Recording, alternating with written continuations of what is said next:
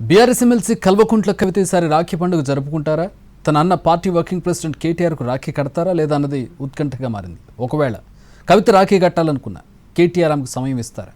దీనిపై పొలిటికల్ సర్కిల్స్లో చర్చ జరుగుతోంది. బీఆర్ఎస్ అధినేత కేసీఆర్ కుటుంబంలో అంతర్గత విభేదాలు ఎప్పుడో రచ్చకెక్కాయి. కేసీఆర్కు కవిత రాసిన లెటర్ బయటకు రావడం, అంతకు ముందున్న గొడవలు, ఆ తర్వాతి పరిణామాలు బీఆర్ఎస్లో గొడవలను స్పష్టం చేస్తున్నాయి. ఆ తర్వాత కవిత వ్యవహరిస్తున్న తీరు పార్టీ వర్గాల్లో ఆందోళనకు కారణమవుతోంది.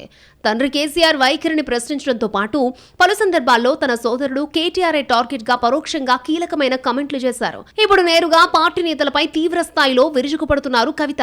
అంతేకాకుండా బీఆర్ఎస్ నిర్ణయాలకు వ్యతిరేకంగా కవిత కార్యక్రమాలు నిర్వహిస్తున్నారు. ముఖ్యంగా బీసీ రిజర్వేషన్ల విషయంలో ఆర్డినెన్స్ తీసుకొచ్చిన కాంగ్రెస్ ప్రభుత్వాన్ని సమర్థించిన కవిత సంబరాలు కూడా జరుపుకోవడం బీఆర్ఎస్ కు ఇబ్బందికరంగా మారింది. ఇలాంటి టైంలో రాఖీ పండుగ రావడం అందరిలోనూ ఆసక్తిని రేపుతోంది.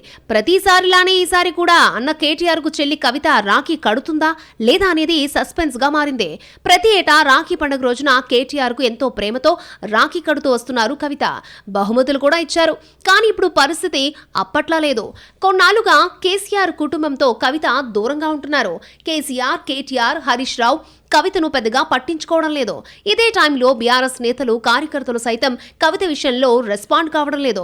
మరి ఇలాంటి పరిస్థితుల్లో కేటీఆర్ కు కవిత రాఖీ కడతారా లేదా అన్నది ఆసక్తికరంగా మారింది. ఒకవేళ కవిత రాఖీ కట్టాలని భావించినా కేటీఆర్ అందుబాటులో ఉంటారా లేదా అనేది కూడా కీలకమే.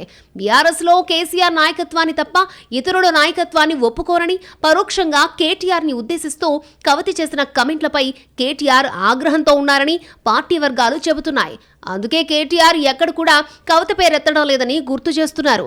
మరి ఇలాంటి టైంలో కవిత రాఖీ కట్టాలి అనుకున్నా కేటీఆర్ ఒప్పుకుంటారా అనేది ఇంట్రెస్టింగ్ పాయింట్ అంటున్నాయి బీఆర్ఎస్ వర్గాలు.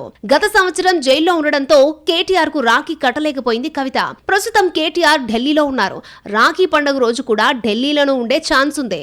శనివారం ఢిల్లీ నుంచి కేటీఆర్ తిరిగొస్తే కవిత వెళ్లి రాఖీ కడుతుందా?